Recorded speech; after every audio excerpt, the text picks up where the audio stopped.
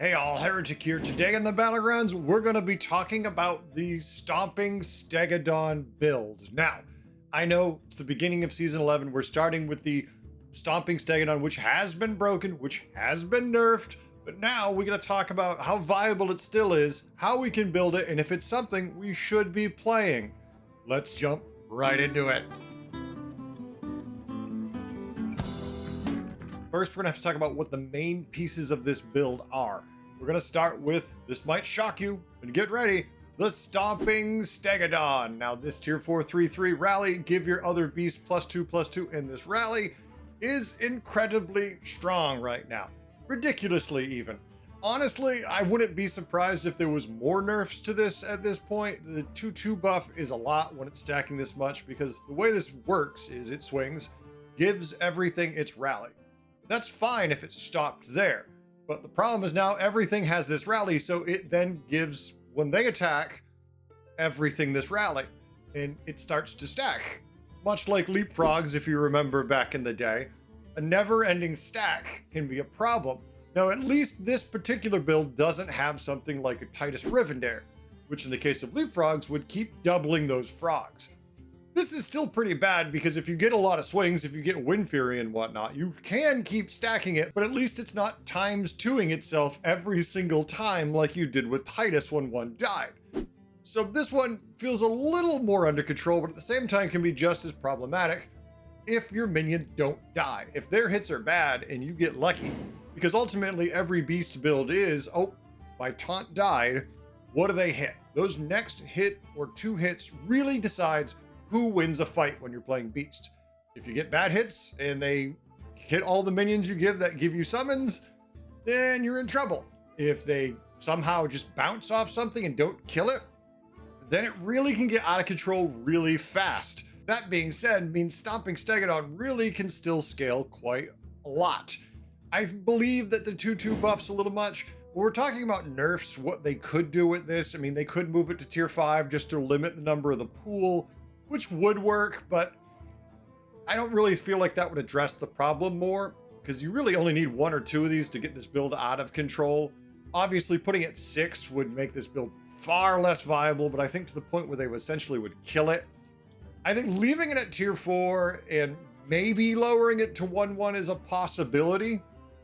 Maybe not this patch, maybe next time we see a patch, but that's all hypotheticals. If they did say move this to tier 5 or 6, the build would still be the same. Everything would operate the same. If they say lower the buff to a 1/1, which that's a reduction of half, that's a pretty significant amount, would still make this build very good, but no longer top tier, I feel, unless you get a lot of these quick. In which case, yes, if you still stack enough of this, if all of a sudden no one's trying to play this, and you find 3 of these things immediately, yeah, okay, never mind, you're gonna do just fine. So that is the main piece of the build. What else are we looking for? Well, I would say the next thing we want is a light feather screecher. Since it's going to give our leftmost minion Wind Fury and Divine Shield, means when that Stomping Stegodon swings, we're gonna throw out those stats and it's gonna make a big difference. This one is vital to the build because it's going to give your Stomping Stegodon those 2 swings. And with that Divine Shield, you know it's gonna live. And if you've already reborned it, that means it's just gonna go again. Yeah, I won't have Wind Fury Divine Shield the second time, but oh, you poor thing. Oh no, what are you gonna do? Next, and it might feel weird for me to say this, but Mana Saber. And Mana Saber, for a very simple reason. When it dies, it throws out taunts. And then when your minions swing, it puts rallies on those taunts and all your other minions. It's really not the fact that they're getting rally that's important, it's the fact that they're taunts that get in the way of what your opponent wants to kill, which is the rest of your board, not necessarily these dumb little taunts. So definitely, Mana Saber, one of the best minions. Next, if you already have the Mana Saber, you're looking at something like Monstrous Macaw. Now, if you don't have a Mana Saber, Monstrous Macaw, not as good, right? Triggering the Death Rattle of the Saber means you get taunts. Triggering some other Death Rattle beast summons do not necessarily give you taunts and thus don't work very well. Finally, if it comes back, because it's recently been removed, Poltron.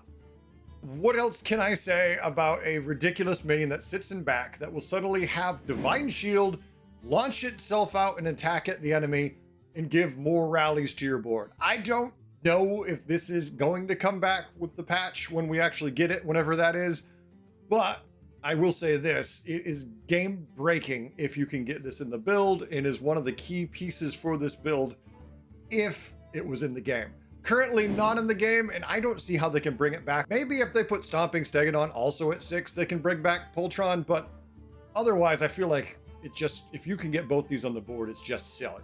Let's talk about the optional pieces for this build. What else could we put? We know the main pieces that we would use, but what are the things that would also do the job? I would say Rat Pack. Its ability to summon out a lot of minions could be useful. Since they don't have taunt, not quite as good. But with the same idea of Mechanized Gift Horse, yes, it does summon out more minions, which is more chances for your rally to land on and can be very effective. If they die before they get rally or they ever get to swing, they're not terribly useful. Next would be Sewer Rat. Now, Sewer Rat is interesting because, yes, it's a taunt. Yes, it summons a taunt. What that means is it gives more time for the rest of your minions to actually do their attacks and put the rallies out there. So of the 3 summon optional minions, I'd probably rank Sewer Rat the highest. That being said, if you can't find Sewer Rat, I know it's tier 2, it should be easy, but hey, we've all spent the entire game rolling for a tier 1 we needed for some bizarre reason and never found it. Just because there's a lot of them doesn't mean you're gonna find it. Next in the vein of minions that are gonna come and go on your board, Sprightly Scarab. I mean, this thing is amazing. You can give targeted Reborn to your Stomping Stegodon, maybe one of your taunts, maybe your Mana Sabers. That way you get more chance to get summons out of this thing. But otherwise, it also gives Wind Fury. Do not forget this. If your Stomping Stegodon is big, somehow it's been buffed up, if you know your opponent's running small taunts, then don't worry about giving it Reborn if it doesn't already have it. Maybe give it Wind Fury first, so you get those 2 swings, which gives you double the rallies. Depends on what your opponents are running, obviously, but you have 2 options.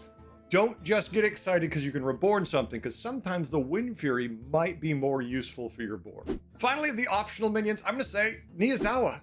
This thing is amazing. You have it sit there, it starts soaking up those rallies, it will swing out and just destroy things. Now, the issue with Niizawa is positioning. Where do you put it? Do you put it in like the 3rd slot, the 2nd slot, or do you be greedy and put it in the 4th or the 5th slot? Really, it depends opponent to opponent. If you're dealing with another beast board, you want to have the Niizawa early because you don't need a lot of damage to kill things. You just need him to snipe the right minion with his random ass cleave. But if you're fighting a giant board of, say, demons, elementals, you're probably going to need him to soak up more rallies to get more value out of him. And he might reach a point where he's never going to be big enough against certain boards, so you need to cut him to just put more summons out there to give you more rally value. His usefulness depends on your opponents and what they're doing. They're running a lot of scam, Niizawa. Then again, if they're running a lot of scam, more summons, deals with it too. There's a lot of different niche cases for it, depends what your opponents are up to. Now, when it comes to quest rewards that you want with this build, there are lots of ones that could work. There are 2 currently removed from the game that I would put at S tier, and I don't know if they're ever gonna come back with beasts, or if they're ever gonna come back, period. But I would say Rushing Wind, obviously, Wind Fury, Divine Shield, targeted on rally minions is amazing. Outside of this build, if it ever comes back, Rushing Winds is stupidly good. Wind Fury and Divine Shield on rally is really, really good. Rallying Cry, same deal. This one's been removed. I don't know if this can come back. If it does come back, and if it's allowed in beast lobbies, somebody screwed up. But even if you're just playing any type of rally build, Rallying Cry is amazing. Double those rallies, go completely bonkers, and watch your opponent. Well, now you can't watch them, but you can imagine their tears and just screams of rage as they smash and cry, alternatively, on their keyboard. Now, when it comes to hero powers, if you see beasts are in, and you're offered one of these heroes, these are next level good with them, but these are also next level good with all rally cards as they exist right now. So low is going to be amazing. The fact that once you attack 15 times, you're going to be able to discover a rally card means once you get to tier 4 for this build especially, you just start looking for Stomping Stegodon. Swatting Insects. Yes, your main minion, that Stomping Stegodon is going to have taunt, but it's also going to have Wind Fury and Divine Shield. So right off the bat, you're in good shape with that. And then I would say probably the best overall though, especially if you can pull it off, is Illidan with Wingman. I love this thing. The fact that both of your minions, the right and leftmost ones, will attack before your opponent does anything, unless they already have a hero power, like say Tavish, who has a similar style hero power, in which case that's a coin flip of who goes first.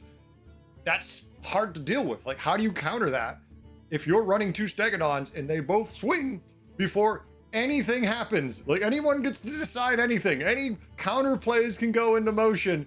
You just attack.